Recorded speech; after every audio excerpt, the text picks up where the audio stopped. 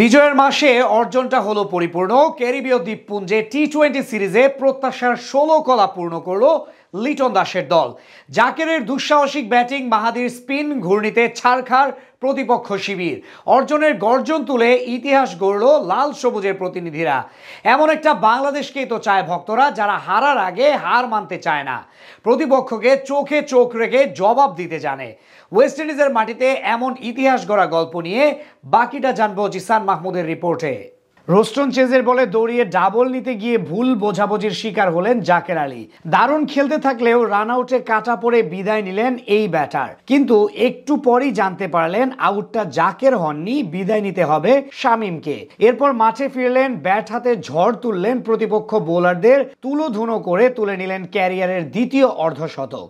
তার 72 রানের ইনিংসটা এক কথায় অসাধারণ বললেও কম হয়ে যাবে। আগের 2 ম্যাচ জয়ের সুবাদে সিরিজ নিশ্চিত হয়ে গিয়েছিল বাংলাদেশের। আজ ছিল হোয়াইট ওয়াশ করার মোক্ষম সুযোগ। সেই লক্ষ্যে মাঠে নামে দারুণ শুরু করেন টাইগার ওপেনাররা।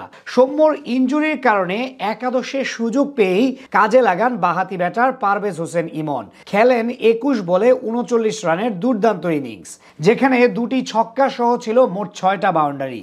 যদিও বরাবরের মতো এদিনও ব্যর্থ ছিলেন ক্যাপ্টেন লিটন কুমার দাস ও তানজিদ তামিম। 3-4-এর সাহায্যে লিটন করেন 13 রান আর তামিম ফিরেন মাত্র 9 রান করে।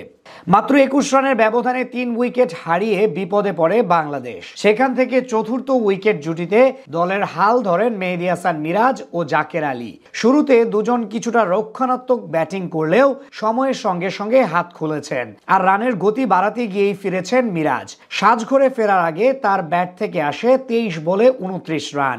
এদিন ব্যাটিং অর্ডারে প্রমোশন দেওয়া হয় শামীম হোসেনকে, কিন্তু গত 2 ম্যাচে দারুণ ব্যাট করলেও আজ তার ভাগ্য সহায় হয়নি। 2 রান করে জাকেরের সঙ্গে ভুল বোঝাবুঝিতে রান আউট হয়েছেন। একই পথে হেঁটেছেন শেখ মেহেদিও। স্রোতের বিপরীতে গিয়ে একাই তাণ্ডব চালান জাকের আলী। ক্যারিবীয় বোলারদের তুলোধুনো করে তুলে নেন ক্যারিয়ারের দ্বিতীয় অর্ধশতক। এরপর হন আরো বেশি বিধ্বংসী। শেষ ওভারে 25 রান তুলে বাংলাদেশকে দেন 189 রানের পুঁজি। এরপর বল করতে নেমে আগের 2 ম্যাচের মতো শুরুতেই প্রতিপক্ষকে চেপে ধরে টাইগার বোলাররা, যেখানে প্রথম আঘাতটা আনেন তাসকিন আহমেদ। ইনিংসের দ্বিতীয় বলেই ওপেনার ব্রেন্ডন কিংকে এলবিডব্লিউর ফাঁদে ফেলে সাজঘরে ফিরান এই পেসার। পরের ওভারেই মাহাদির শিকার জাস্টিন গ্রিভস। মাঝে টাইগারদের গলার কাটা হয়ে দাঁড়ান নিকোলাস পুরান ও জনসন চার্লস। যদিও পুরানকে 15 রানের বেশি করতে দেননি মাহাদি। পাওয়ার প্লেতে প্রতিপক্ষের 3 উইকেট নিয়ে ম্যাচ নিয়ে আসে নিজেদের দিকে।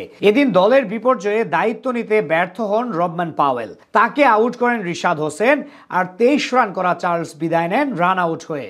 এরপর আর তেমন ভাবে মাথা তুলে দাঁড়াতে পারেনি ক্যারিবীয় ব্যাটাররা। মাঝে রোমারিও শেফার্ড একাই কিছুক্ষণ লড়াই করলেও তার ইনিংস ম্যাচ জয়ের জন্য যথেষ্ট ছিল না। ফলস্বরূপ 3-0 ব্যবধানে সিরিজ হেরে হোয়াইট ওয়াশের লজ্জা পেল বাংলাদেশের বিপক্ষে। বিপরীতে প্রথমবারের মতো ইতিহাস গড়ল টাইগার ক্রিকেট দল।